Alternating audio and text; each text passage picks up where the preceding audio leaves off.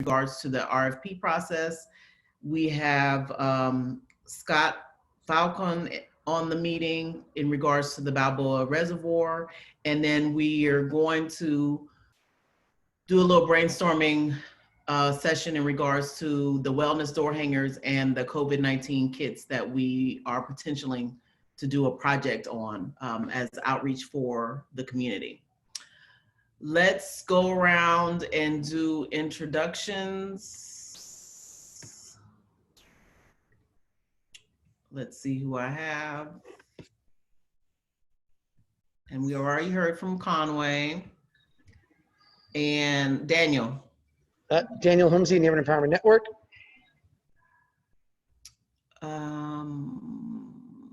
John. Hello, Delia and everybody. John McKnight from the community branch here at the Emergency Operations Center at Moscone Center. Conway, you've already spoken. Say, wave your fingers. Wave fingers. Monica.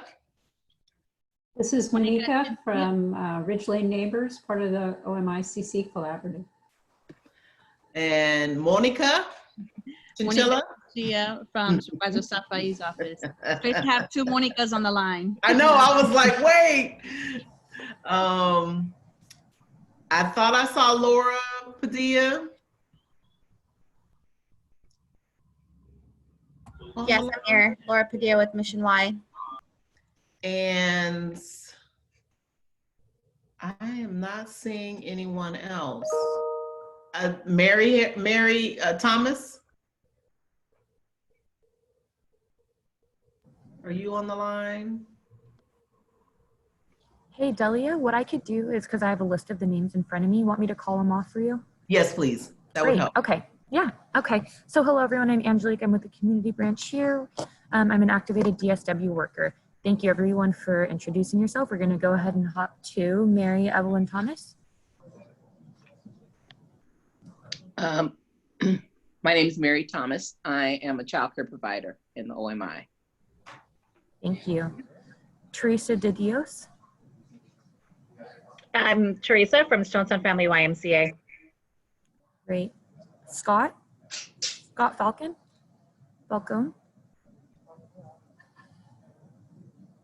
Hey, Scott, I think you're muted or you might have bad connectivity. Can you hear me now? There we go. Great. Hi, everyone. I'm Scott Falcone. I'm an affordable housing development consultant and also a neighbor in Sunnyside. Thanks for having me. Thanks, Scott. Stephanie? Hi, I'm Stephanie. I'm from the community branch team here at Emergency Operations Center. Okay, thank you, Stephanie. Helen? Helen, you're muted.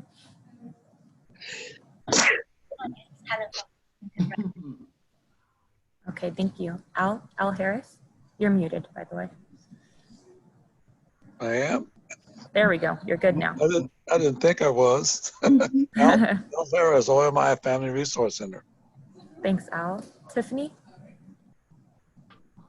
Hi, I'm Tiffany. I'm with Chinese Progressive Association and Sisterhood Garden. Great. Laura Padilla? Laura, you're muted. Hi, everyone. Laura Padilla with Mission YMCA. Thanks, Laura. And Mary Harris?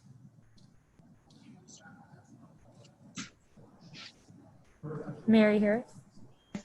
I'm trying to. There we go. We hear you. Hi, Mary Harris, My Neighbors in Action. Okay, thank you so much. And did I miss anyone? Stephanie? Okay. You got Stephanie? Yep. Okay, the floor is yours, Delia. All right, very good. We're gonna start off with Monica. Please give us the Safai update. Okay. Sorry about that. Okay, perfect. So thank you all for joining today. Just a few things, first want to thank you all for just the effort and time you're putting in just to caring for our community. I know it's crazy, and we'll get through this together. Some big news is that the MTA will be bringing back the M line from BOA to West Portals as a bus starting from May 4th. And so thank you. I think what really, really helped was MTA was on last week to hear from you guys directly. And then B, we had the CBO call last Wednesday with Jeff Tillman as well. So he heard it loud and clear, just the overwhelming need. And we had been telling him for weeks on end, but just hearing it from you guys just really helped drive down the point. So May 4th, that will be coming back from from Balboa all the way to West Portal. And so we're really excited for that. And thank you guys for helping with that effort.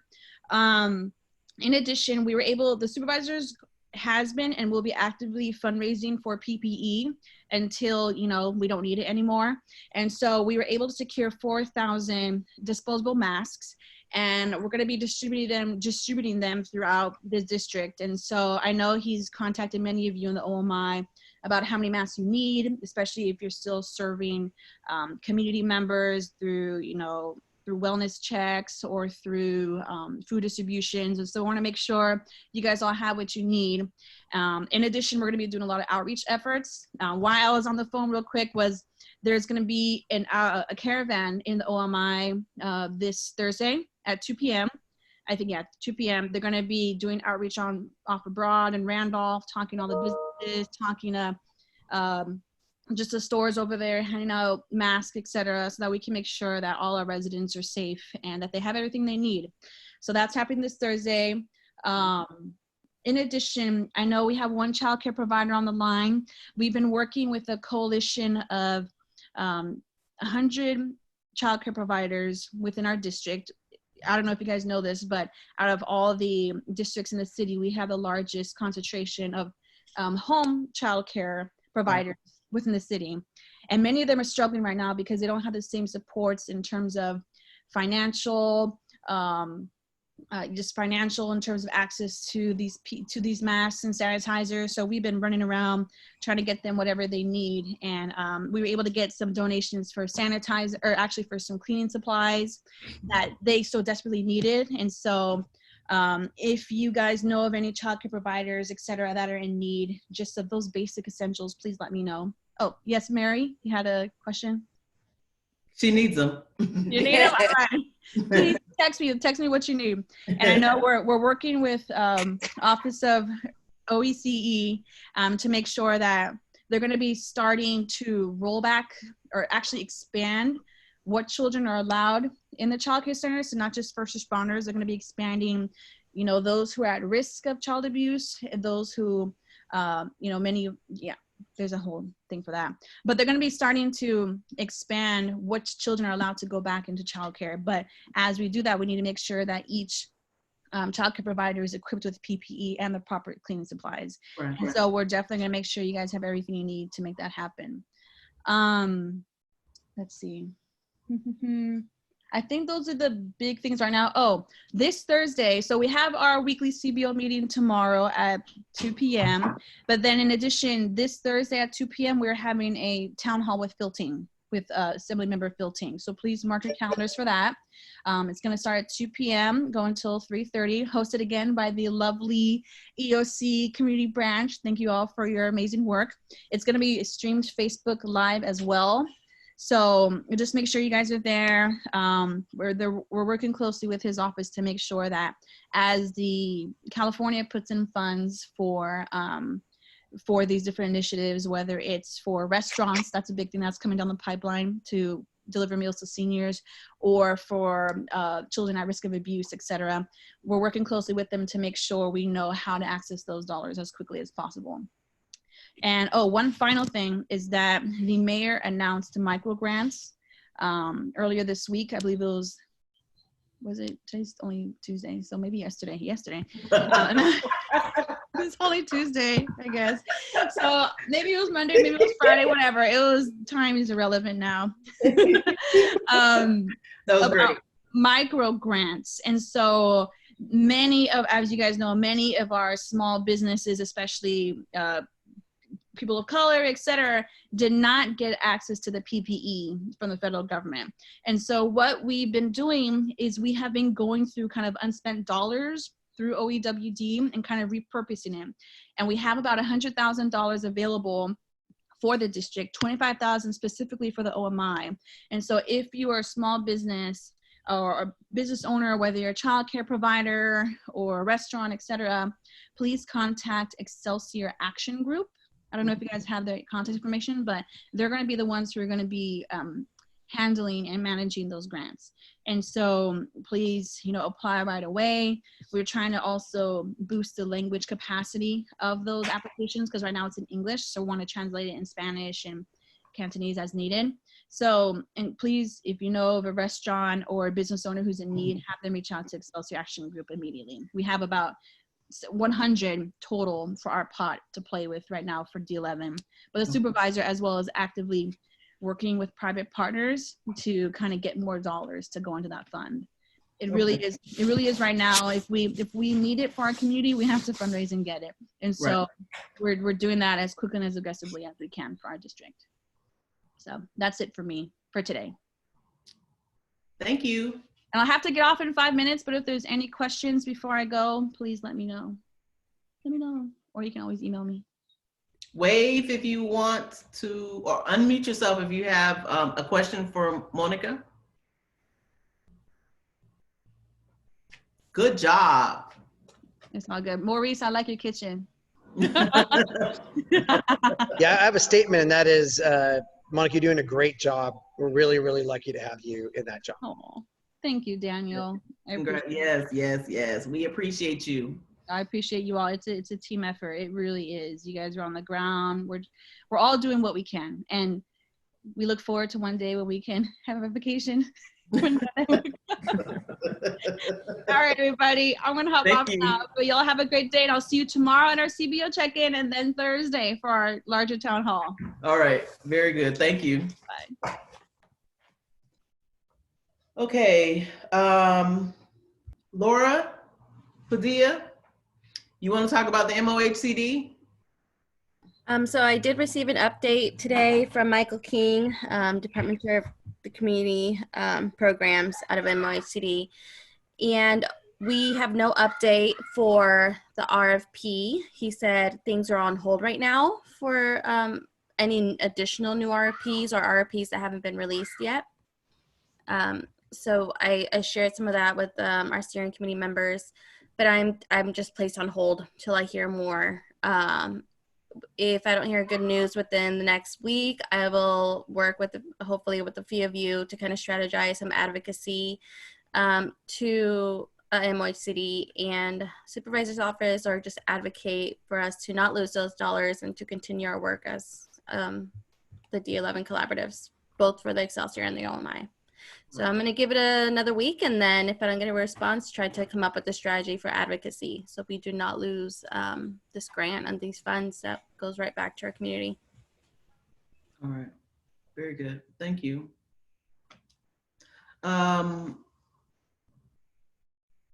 Scott, did you want to take a moment and introduce yourself to the group? Absolutely. Thanks, Celia. Thank you very much for squeezing me in. I know you guys had a full agenda today. Again, my name is Scott Falcone. I'm an affordable housing development consultant. I do a lot of work with Mission Housing, who some of you are probably familiar with as a nonprofit affordable housing developer. So we are working on the 130 family units at the Balboa BART station with the Y. Hi, Laura.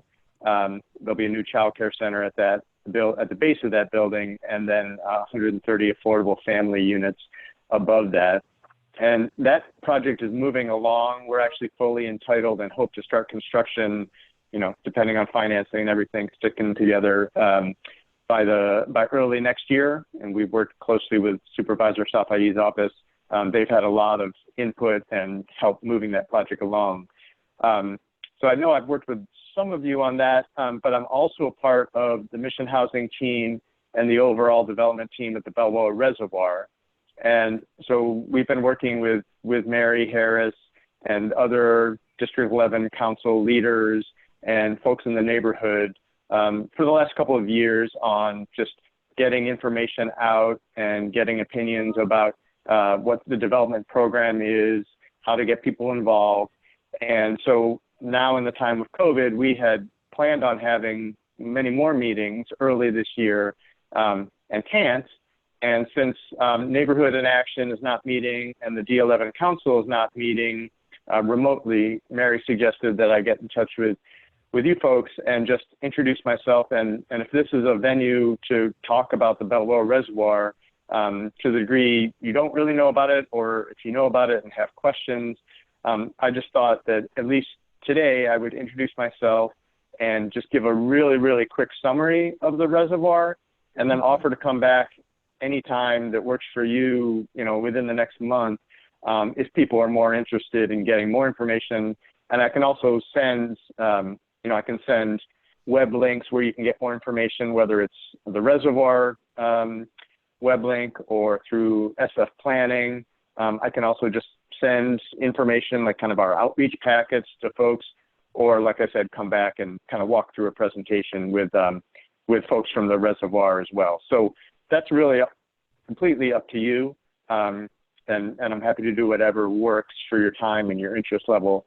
But if I had just a minute or two, I could just run through the basics, and would that work? Yeah, that would work. Right now? Yeah. Is that okay? All right. So overall, it's a joint venture primarily between a market rate developer and an affordable housing developer.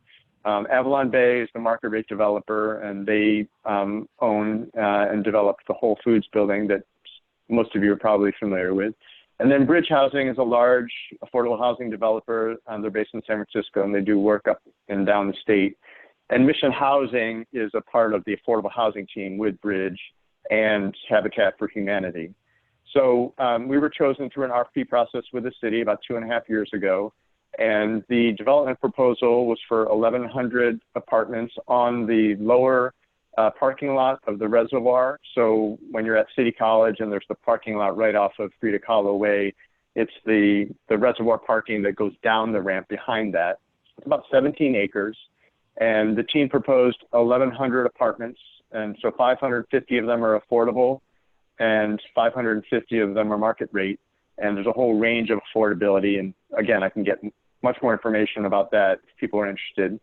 But it also includes a child care center that will be in the bottom of the Mission Housing building, much like at the Balboa BART station, the building that I mentioned earlier that we're working on with a Y. And the child care center will have 100 spaces for kids, both for the neighbors and for people moving into the new apartments of the reservoir. There's 4 acres of open space, including a new 2-acre neighborhood park. And then with the adjacency to City College, we've been working closely with them on just making sure our design for buildings work with the new PAIC and STEAM centers that they've been developing on the upper reservoir, the ideas for that. We're providing 150 educator apartments for City College, and to the degree there's not enough demand from City College educators, then the Unified School District will be able to secure those apartments for their teaching staff. And then we're also working with MTA. We just had a community advisory committee last night, a meeting, and MTA proposed a bunch of improvements that you're probably familiar with along Ocean Avenue, the Vision Zero plan. So there's going to be $10 million that the reservoir development will contribute to help make some of those things possible, the improvements to Ocean Avenue, along with restructuring the intersection at Frida Kahlo and Ocean Avenue, and then widening some sidewalks around City College, and including a bike lane. So lots of changes coming through MTA associated with the reservoir too. So that's kind of very, very briefly a list of kind of the community benefits that are being a part of this reservoir proposal. And timing-wise, the proposal has been introduced at the Planning Commission last month, earlier this month. Everyone is losing track of time. And today at the Board of Supervisors, Supervisor Yee, whose district the reservoir sits in, District 11 is right on the edge, is introducing the measure. So between officially to the Board of Supervisors, because it is a zoning map amendment. So between the Planning Commission and the Board of Supervisors, these two measures have been introduced to be further studied and for public comment and for all the meetings that are going to come up at the Planning Commission and the Board of Supervisors subcommittees over the next several months. So I also wanted to let people know about the timing for those things if people are interested in getting information, being a part of the process, making sure that it works for folks and just, being public advocates for this very important proposal. Okay. So that's what I want to share. Okay. Thank you. Maybe we'll. Thank you. Maybe in a couple of weeks, I think. Maybe in a couple of weeks, we will coordinate a date for you to do like a full 30 minutes, if you would like. All right. Okay. Yeah, that'd be great. I think usually what we try to do when we go to larger public meetings is give some basic information and then offer to give more to the degree people are interested, but just really have a lot of time for question and answers too. So 30 minutes, we could kind of, split that between presentation and Q&A, or have even more Q&A, just whatever works for you and the group. And if you can send me the documents and I can send it to the group, and then we can have an educated conversation. Sure. Why don't I connect with you? Because we have, I don't want to overload you, but I also want to give you enough information. So why don't we be in touch in the next couple of weeks, and I'll get you what seems to you to be the right amount of information that you can send out to folks beforehand. And then we can walk through stuff together during the presentation. That'd be great. Very good. Does anybody have any questions for that little brief synopsis? Speak now. Are we just going to have them at our regular OMICC meeting? We could. Like our May meeting? Oh, May, the Friday meeting? Yeah, I think that's the best time to have them. Okay, so we have more time? Yeah, because these are just our meetings. Yes, okay. And then I just wanted to ask again, how much is dedicated to teacher apartments? 150. I missed that. 150. Yeah, that's okay. 550 is the total affordable housing, and of the 550, 150 of the apartments are dedicated for educator housing. Okay. Thank you. Anything else? There's a question on the chat, Delia. Is there any improvements or progress to access BART from the reservoir housing? That's coming. I'm reading that now, Laura. Any improvements to access to BART from reservoir housing? Yes, so I mentioned SFMTA and their presentation yesterday. So that stretch of land on the north side of Ocean is, I think somebody described it yesterday as ugly and windy and mean, and all those kinds of adjectives. It's tough getting to and from BART, even though it's very close, from City College and the reservoir. So one of the great things about the City College bond passing is obviously that these couple of new buildings on the upper reservoir can actually be possibilities, and they're renovating a lot of their existing buildings, which really need it. And right at the corner of Ocean Avenue and Frida Kahlo, where the kind of the clock, an announcement kind of monument is right now, they are completely as a part of the renovations, they're going to completely redo that. So that's going to be almost like more of an entryway courtyard to a new main building on the corner of City College. They're really like a kind of a college entrance. And as a part of that, they're going to pull, if you can picture, like if you were right at that monument, and you walk down the sidewalk towards BART and towards the freeway, that's that kind of two wide block sidewalk there, and then a big retaining wall on your left. They're going to pull that retaining wall way back to the north into the City College property, so that sidewalk is much more ample and friendly, for walking.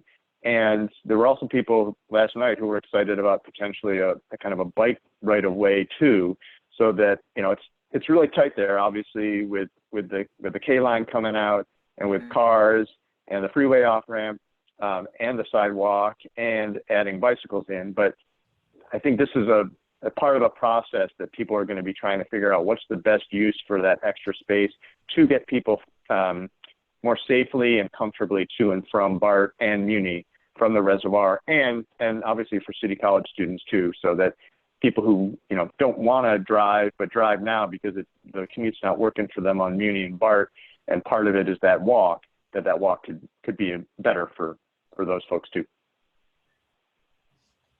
Okay.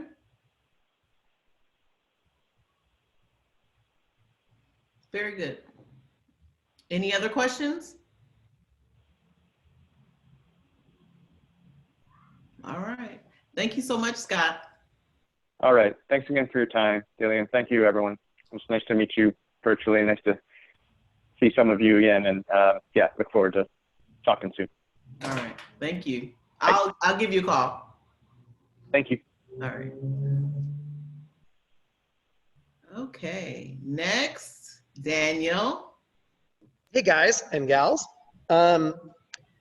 So we're circling back here for our conversation last week, which was obviously, I think the conversation started off because there was the discussion about the use of funds that we had in the last year's budget, and there was like a growing consciousness on the call that maybe what we were going to spend the money on before COVID-19 maybe wouldn't be the optimal use of those funds right now, considering the needs in our community, and or some of the ideas that we had before on how to spend those funds just really may not be practical moving forward here. So there was like a blend of reality and aspiration all at once, which is always, a good thing to start with.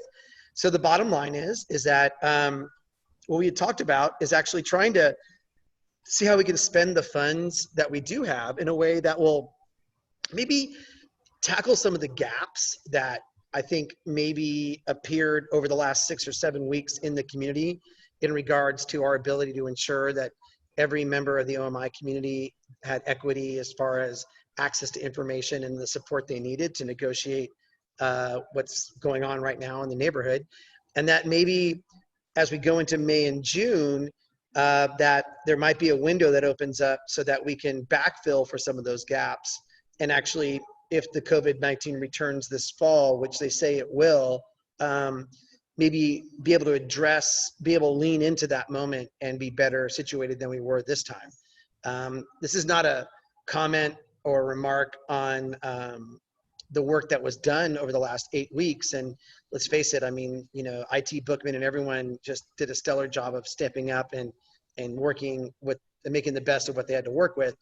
But in the back of our minds, I kind of felt like there was always this conversation about, but are we reaching everybody in the OMI? Does everyone feel that they have the same access to these augmented services and et cetera, et cetera? So the idea that we kicked around last time was about trying to stand up some kind of district-wide campaign that would educate and inform people about Resilient OMI, its mission and roles, and how they can plug in. And then the idea being is, building on some of the work that's been done in other neighborhoods, which is always a good idea, is about how to get people to self-identify that they would like to be touched, engaged, however the term is that you want, wellness check, whatever the term is, so that during events in the future, be it an earthquake, be it a pandemic, whatever it is, that we would know where everybody is and be able to reach out to them proactively and say, just so you know, IT Bookman, as you may have saw, was shut down, but now it is reopened and it's serving meals for up to 6 people for a week or something like that, right? And So that was sort of like the broad strokes conversation we had, and we just realized, well, we can get a little tactical in the next call. And so the ideas that did come up was exploring the idea about doing a door hanger campaign with a culturally competent language on it that helped guide people towards plugging into whatever the system is you guys want to do. There were conversations about whether or not we could get volunteers to do this outreach, or maybe this could be possibly a youth employment project, and we can maybe employ youth to go out and distribute the door hangers and get them connected with this work in some respect.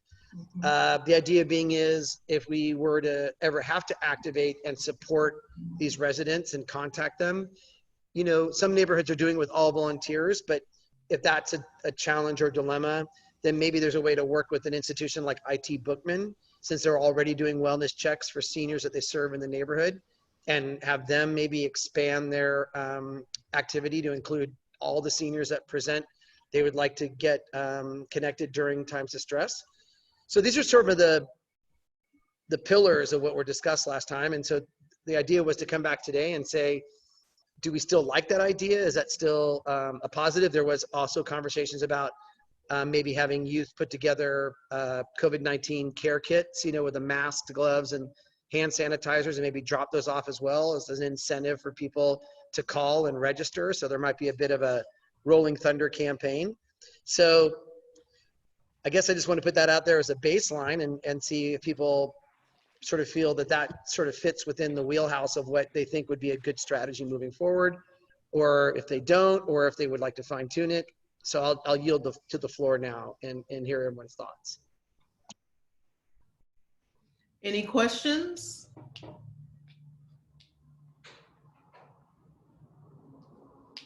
I think per the notes from last week, we did, there was a unanimous kind of decision to, the door hangers were a good idea.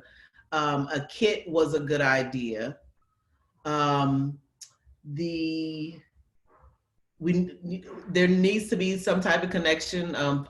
Felicia needs to be on the call if she wants to be a main contact for all of the seniors in the district. And as far as the wellness kits, I know Patty was working on developing the items to put in the kits. And I think I did create a Google phone number per your recommendation. I was on a call with MOHCD, the youth workers. They are ramping up, but they will not be starting until June 8th. I don't know where that is at in like the timeline of your, I see thumbs up. June 8th would give us time to develop the hangers and the materials and get the plan together. Anything else, Daniel? Well, first of all, I think that timing is great. I mean, we are still in the shelter-in-place order, and if we're going to work with youth and such, we just want to be as careful as possible. And you're right, that does give us some runway to build out this strategy. So I like all those moving parts. I love all of it. And you're right, Felicia should be at the table. But we all know this is a scoping call. This isn't really a planning call. Right. But in general, to aggregate these funds and spend them the way we're proposing requires consensus. Yes. And I kind of feel like this is that consensus body. I know Jackie doesn't care about disaster preparedness, and she's like, you know, basically washing her hands with PPE masks and throwing them away. No.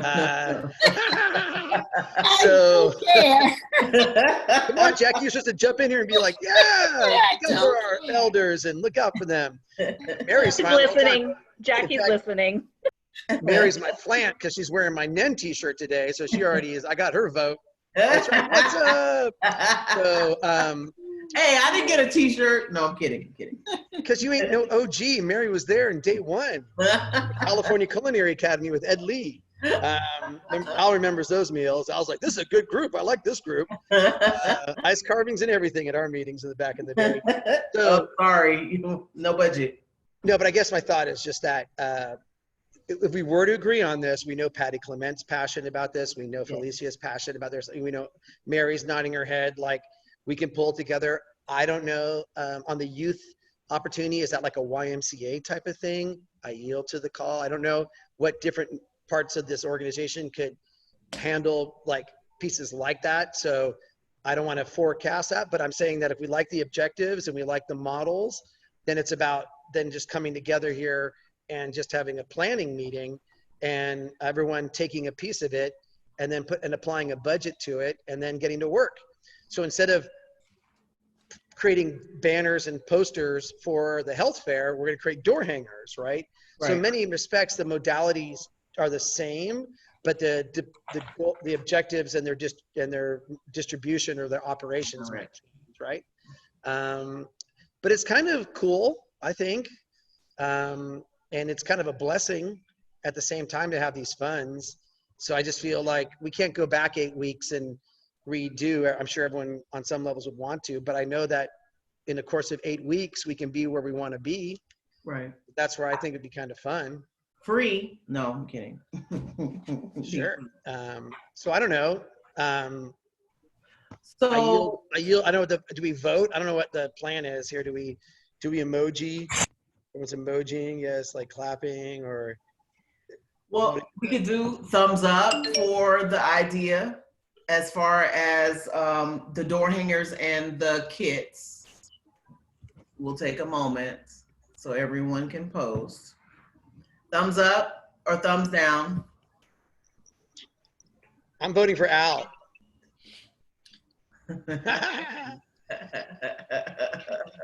So one question just to then, as we pivot, looks like the thumbs have it, is with Laura Padilla on the line regarding the funding, is there any process that needs to be taken here in regards to the funding that we already have to, if we're going to modify the scope of work or anything like that? Laura, is there anything associated with that that we need to put together? I just think we need to identify like the leads who would then make all the major purchasing of the kits or the door hangers. The Y as a fiscal sponsor, Mission Y as a fiscal sponsor would then cut the check to that agency, whether it's NEN or Our Kids First or Patty Clement has supported a lot of our work through Catholic Charities. We'd cut the check to them, and then we'd then create a budget for the spend out for the expenses. We need to get that in before June 15th. Okay, that's doable. All right. Question is, right now, Delia and Laura, if you look at the grants right now that are sort of in purgatory, is there a dollar value to the amount of funds that we're going to play with? I know we have the funding that we have for like the resilience work, for example, which isn't actually part of the funding that Laura manages, right? So we have that money that we were going to use with CYC. So we still can work with CYC on it. And by the way, CYC does language translation, which is a really cool value add in this process. And they actually have youth that they can actually employ if, you know, that they can go out and do outreach, and they all are bilingual. So they might be a great resource as well. But on the other side of that, I don't know much about the funding that was in place for the health resource fair and everything else. So the health so what we have right now is the $5,600, and we could partner with CYC for that amount. For the funds that we have for next year's health fair, that's still in limbo because that is we're forecasting that with our new RFP that hasn't been released yet. So we spend all our funds for this past 2019 health fair. Right. If all goes well with the RFP and we get new funds for the next fiscal year, we will have another $10,000 for our wellness fair plans and efforts. So right now, currently, to move forward with this planning would be that $5,600. Okay. Well, if you look at the funds that I have to check with our colleagues at CYC, but I get the impression there's about $8,000 to $10,000 in funding there. We just got to find out where they are in the spend down. But it looks like we have over $10,000 or $12,000. That's a really good pot of funds to work with. Mm-hmm. So I think, I'm confident we could do something great. We just have to sort of be realistic about the staffing piece of it, and I think I'll just put that on the table. You know, as far as like who's going to go out and do the door hangers and things like that, deliver the door hangers, that might be the only moving part that needs to be baked more. You have a vendor, right, that does all your design work, right, that you work with for your fair and stuff like that? Is that, do you have like a designer?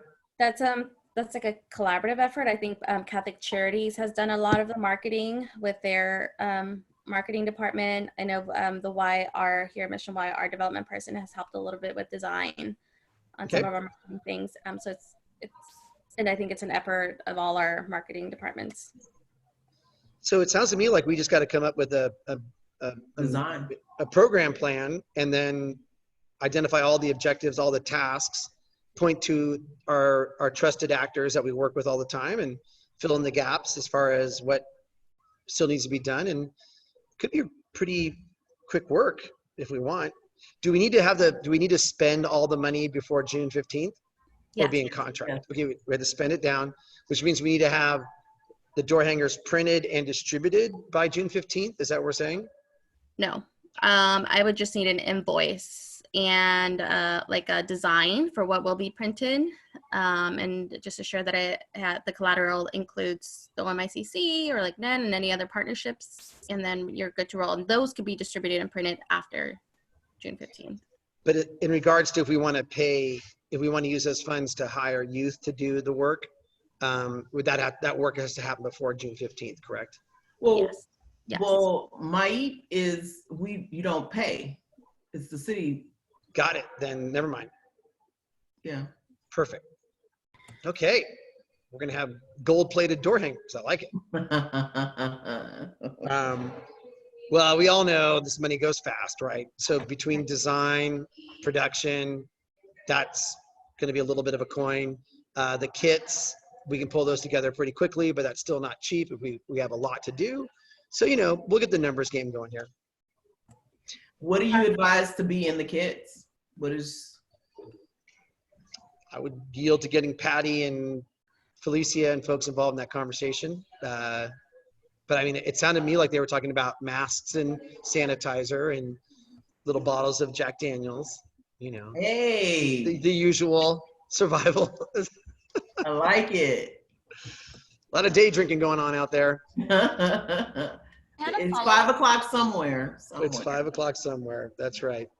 So I yield to the working group to come up with those details, but I think it's important for them to have a budget to work within. That's really what I think we need to help them understand. Okay. All right. All right. Yeah. Tiffany had a question, I believe. Well, you answered it. I was going to ask if the youth are delivering. For the door hangers, are they doing that with the PPE? Or if the door hangers direct people to a location to pick up PPE care bags? Well, the cycle I was thinking is door hangers, and when people call and sign up to be part of the network, then as a reward, they get a preparedness kit dropped off at their house. And that sort of is like a, you know, capture opportunity. Double benefit though, because they're also prepared at the same time. Right. And then moving forward, we just build out this is almost like a hyper local disaster registry. That's really what you're building. But it's hosted by an anchor institution such as IT Bookman, which has a culturally competent engagement capacity built into their operations.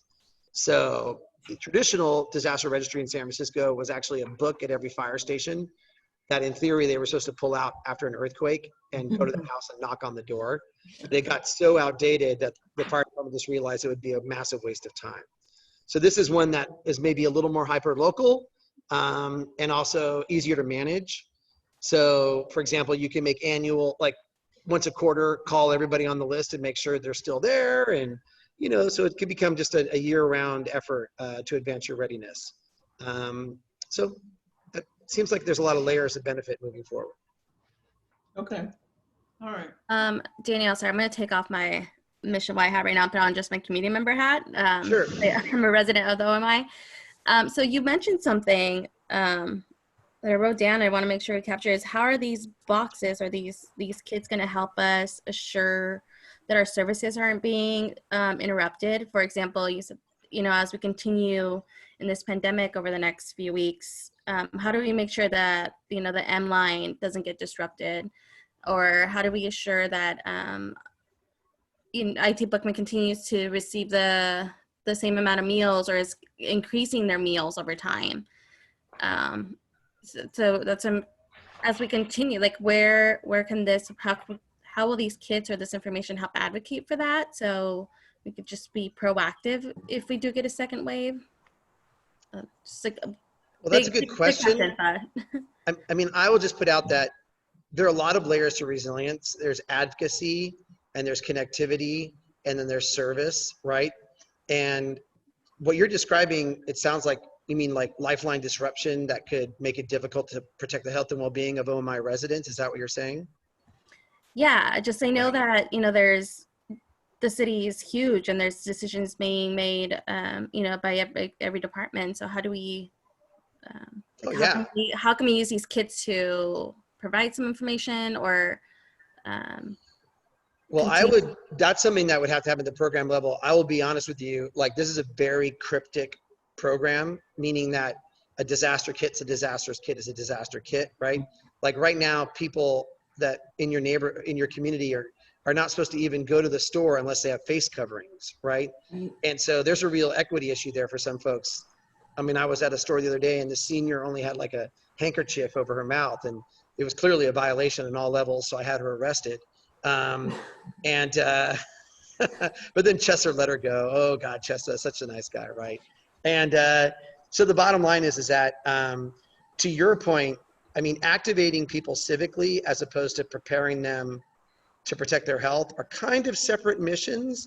I don't want to say it's a no, but we really need to talk out what your vision is, because we're really working within the construct of, who are you? How can we help you? Here's you can help yourself.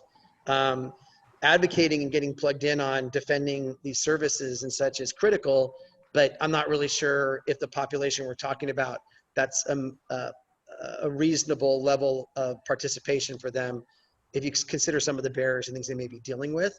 But I yield that might be part of the call, part of the planning option too. Okay. Right? Yeah, thank you. I mean, the way you guys are supposed, this is what this group is, right? Like you guys are the ones that got like MT on the line and 4 days later, you had double-decker buses on the streets, right? So this group is doing it, right? So, I mean, I just want to- We are good. You are. You're doing it. I just wish it was like, we weren't always reactive and somehow like thinking, how do we use this to teach people like how proactive they could be by just making a phone call or, I don't know.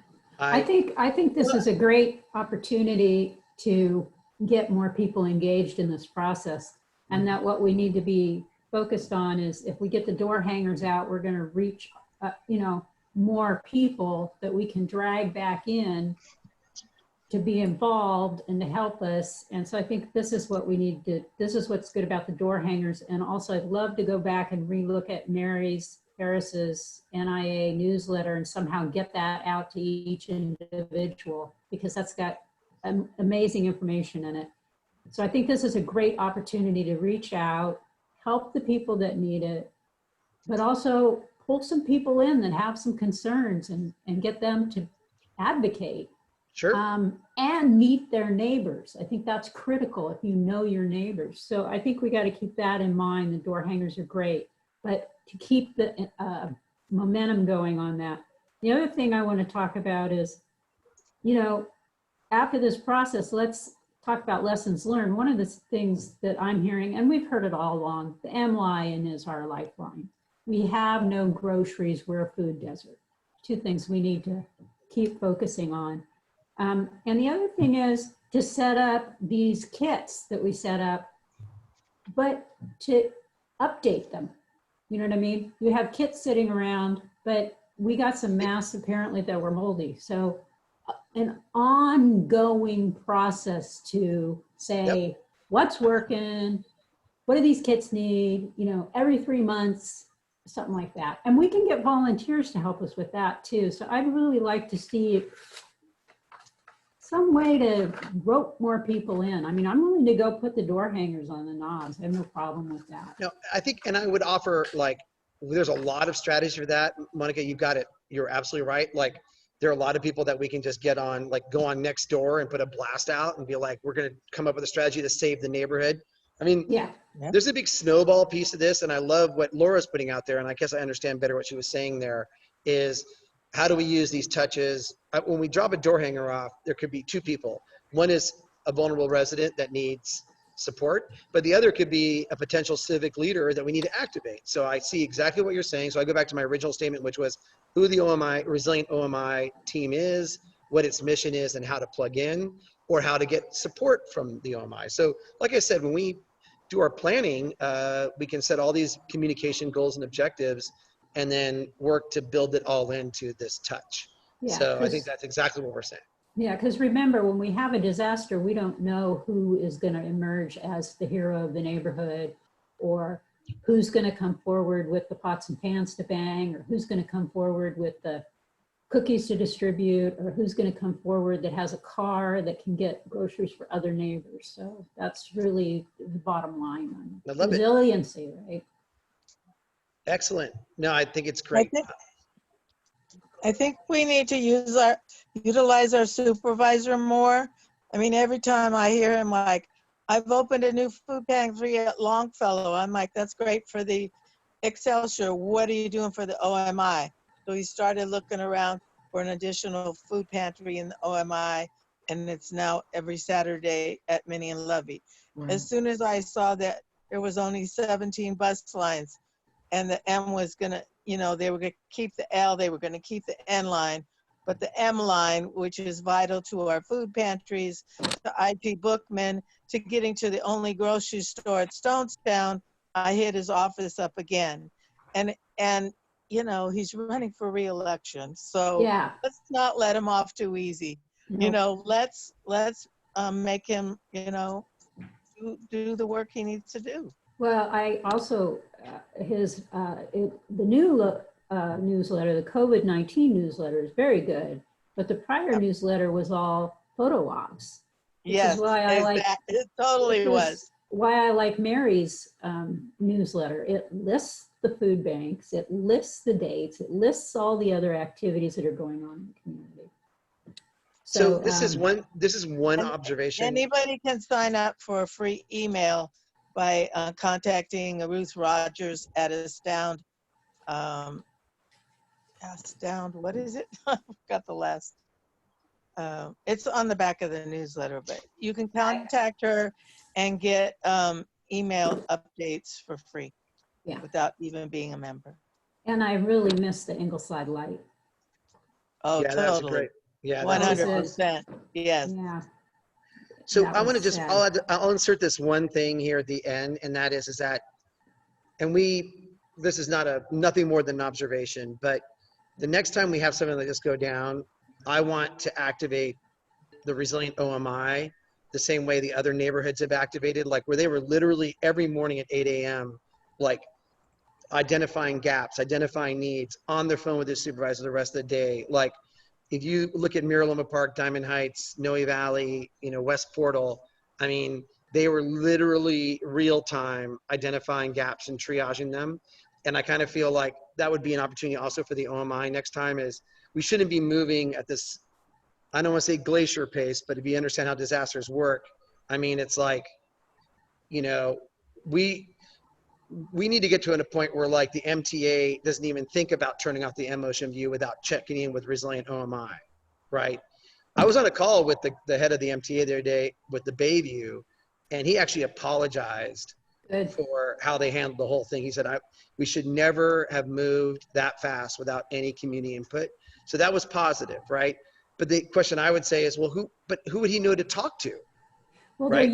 there used to be a Balboa Park Citizens Advisory Committee for the MTA, and SFIA discontinued it. All I'm saying is that this could be like, they could say, hey, during times of stress, there's a team that stands up in the OMI, and we can connect with them, and just offering that as part of our development is next time, is this group, like we've moved to this weekly format, which is great.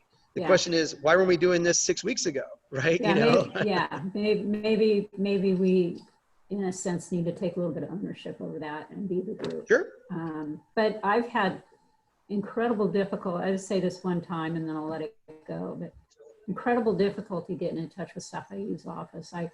I stopped by his office several times on Fridays when he's supposed to be there and there was nobody there. And, I know he's reacting now from COVID. Maybe he's learning something. Give him the benefit of the doubt. I think it's a learning lesson for everyone. It is, definitely. It's not just Safai. It's not. No. I think it's everyone. It took hard. a lot of us. You know, it took us 4 weeks to get to the point where, oh, we're going to be like this for a while. A while, right? So just grasping that point. Yeah. It does sound like we have. Do we want to do a planning call next week as a pending for the wellness kits? Yeah. Anything else? You talking about the whole campaign? Yes. Yes. So sure, right? We could do that next week. I think if we keep weekly meetings, it will keep the momentum going. Right. The question is, something's gonna come up. But the question is, are you, do you want to use this call as a planning call for that campaign next week and just see if this time, or how do you want to do it? Yeah, I do. Is that okay with everyone? So we'll have a committee of the whole working on this campaign. We'll make sure we got to get Felicia and Patty on the call. Yeah. We'll meet as a whole next week and we'll scope this out. And if it's okay, I'll run the meeting and we'll bang through it really quick so that we have something on a piece of paper that we can work with Laura on. Okay. And then we can start creating a budget. So if that's okay, I think we can get it done in an hour, but I'll just railroad the process with some open-ended questions and we'll just fill in the blanks like ad libs or mad libs or whatever, and then we'll be set. Okay. Mad libs, I like them. Mad libs. I do too. And then in your minds, I think you kind of know like what we're going to need. We're going to need design, production. We're going to need translation. We're going to need logistics, getting it out there. Yes. We're going to need to design these kits. It sounds like we have a little time to figure that out. So some of it. Contact info. The contact info on the door hanger has to be. Exactly. Good. All that. So that door hanger sounds like that's going to be probably the most nuanced part of the project. Right. Which is good. Nuance is good. Very good. Mary tells me all the time, Daniel, it's all about the nuance. Oh yeah. And then Al says, seance, who said seance? I ain't dead yet. All right. Thank you. We're gonna end this meeting. It's so nice to see each and every one of you. And we'll connect next week. Same time, same bad channel. Yeah, exactly. Thank you, Bye, guys. All right, thank you. Your work. Bye.